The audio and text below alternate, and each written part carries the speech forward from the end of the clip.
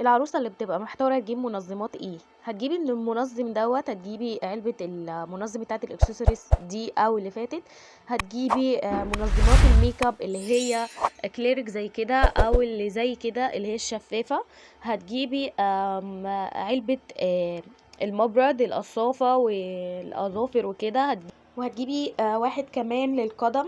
هتجيبي المجموعه دي علشان وانت بتغسلي وشك من ميك اب او سكين كير وكده. هتجيبي موزع الماسك، وهتجيبي واحد طبعا، وهتجيبي ده للمساج الغواشة والرول دي، وهتجيبي منظم للكوتون بتاع الميك اب ولتنظيف الميك اب وكده.